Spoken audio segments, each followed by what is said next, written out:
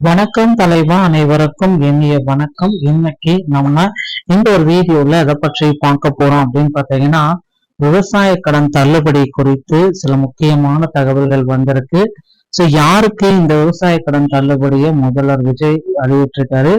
மீண்டும் ஒரு புதிய அறிவிப்பை விவசாய கடன் தள்ளுபடியில முதல்வர் விஜய் அவர்கள் வெளியிட்டுள்ளாரா? அந்த புதிய அறிவிப்பின் மூலமாக யாருக்கெல்லாம் இது வழங்கிருக்கு?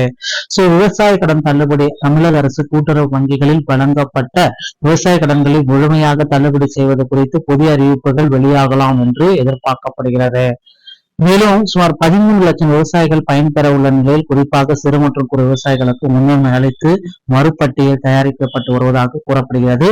5 ஏக்கருக்கு குறைவாக நிலம் வைத்திருப்பவர்களுக்கு முழு தள்ளுபடியும், 5 ஏக்கருக்கு மேல வைத்திருப்பவர்களுக்கு பகுதியளவு பாதி தள்ளுபடியும் வழங்கப்படலாம். இந்த மாத இறுதிக்குள் அதிகாரப்பூர்வ அறிவிப்பு வெளியாகும் என்று நம்பப்படுவதால் தள்ளுபடி சலுகையை இழக்க நேரிடும் என்ற அச்சத்தில் விவசாயிகள் பலரும் கடனை செலுத்தாமல் காத்திருக்கின்றார்கள்.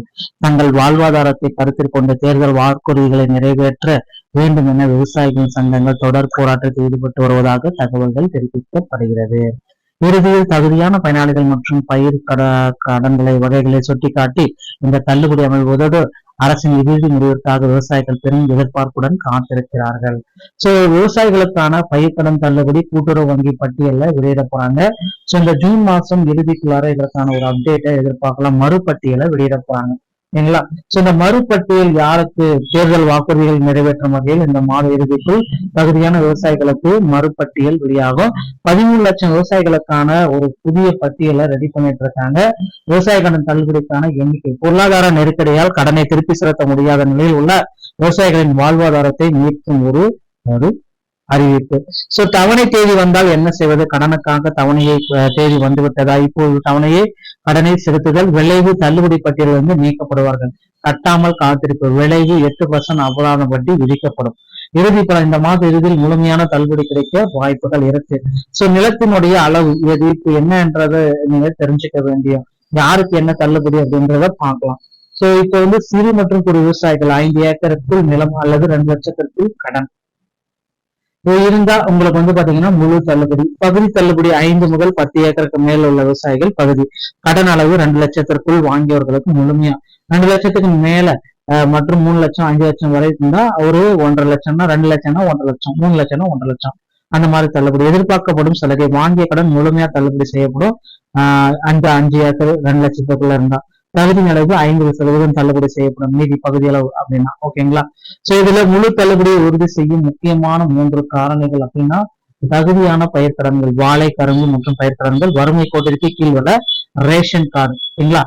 மேற்கண்ட பயிர்களுக்கு தரப்பட்ட கடன்கள் கட்டாயம் இந்த பட்டியலில் இடம்பெறும். வறுமை கோட்டிற்கு கீழ் உள்ளவர்கள் பிபிஎல் அட்டைகள், ரேஷன் கார்டுகள், இந்த அட்டைகள் அடிப்படையில தள்ளுபடி இறுதி பட்டியல் வெளியாகலாம் என்று எதிர்பார்க்கப்படுகிறது. அரசுக்கு அதிகப்படியான அழுத்தம், சிக்கல்கள் தற்சமயம் வந்துட்டு இருக்கு. சரிங்களா?